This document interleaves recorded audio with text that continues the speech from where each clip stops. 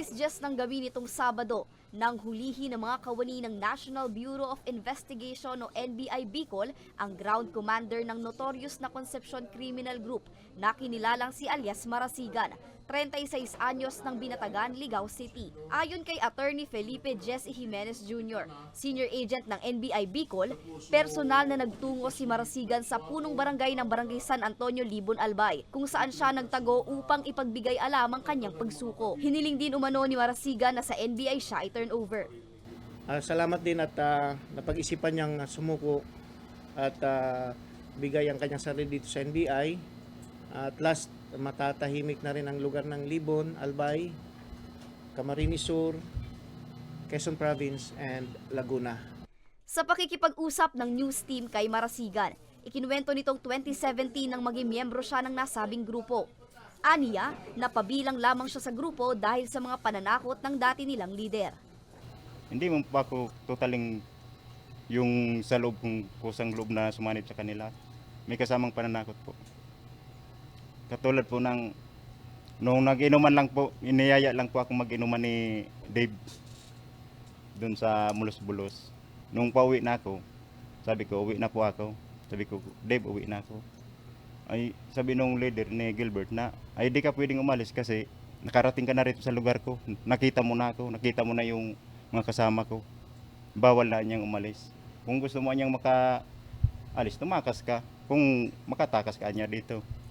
No, kung gusto mong mabuhay, sumama ka. Mas gusto kong sumabuhay, sumama ko. Nais niya na umanong mamuhay na ng payapa kasama ang kanyang pamilya, kaya pinili niya ng sumuko. Para din po sa sarili ko na maging ligtas ako sa pag-surrender ko. Mahirap po ang buhay po sa bundok. Saka sa pamilya po yung dalawang anak ko. Ngayon yung kinakasama ko pong asawa ko, naawa na rin po ako. Saka takot akong mamatay. Ayaw ko pang mamatay dahil gusto ko pang masabaybayan yung pamilya ko hanggang sa lumaki po. Itinanggi rin ni Marasigan ang ibang kasong ibinabato sa kanya. Hindi ko po alam kung minapatay ako kasi ang alam ko lang noon, ipagtanggol lang sarili ko at makaalis sa lugar na yun, makalayo. Yun lang po. Ito pong warrant na inaako sa akin na siyam. Ang totoo niyan, isa lang ang alam ko dyan. Yung pag-read sa akin sa Bariw, Zone 7. Yan lang po. Pero yung wala akong alam dyan. Dahil ang area ko lang po, bundok lang talaga. Wala po akong alam dyan sa patayan na yan. O murder na yan, o kidnapping. Wala po akong alam dyan. Para naman kay Mayor Das Maronilla, kasabay ng pagsuko ni Marasigan, unti-unti na ring makakamit ang kapayapaan sa kanilang bayan. Actually, no Vice Mayor ako, talagang igwa ng, iyon na po, nag-exist na po yan, 2010. Yung grupo po ini nito ni Concepcion. Mga kababayan ko dito sa bayan ng Libon, so masaya na tayo, tahimik na tayo, at naubos na talaga po yung grupo ni Gilbert Concepcion. Nakatakdang ilipat sa Bureau of Jail Management and Penology si Marasigan at naharap sa patong-patong na kaso ng pagpatay at kidnapping. Tingnan pa po namin kung anong offer ang pwedeng ibigay ng Department of Justice at ng NBI. Pero definitely, pag may warrant po kasi, wala pa namang benepisyo ibinibigay.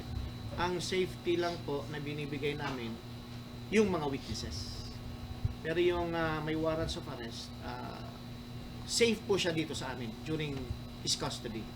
Pag na-transfer na po namin yan sa korte, by the disposition of the court, BGMP, ang custody na po niya ng safety is the BGMP.